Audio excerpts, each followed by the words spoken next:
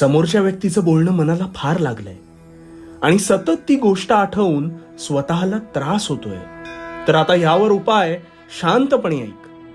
शब्द हे असं एकमेव शस्त्र आहे जे मनापर्यंत पोहोचू शकतं आणि तुला लागलंय याचा अर्थ तू संवेदनशील मनाचा आहेस.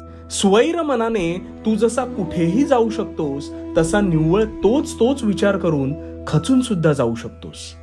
तू विसरतोस की तुझ्या मनाचे सारथ्य हे तुझ्याच हातात आहे. अरे गोष्टी ह्या सोडून द्यायला शिक. मन कामात रमव, ते तुला ह्या विचारापासून लांब ने.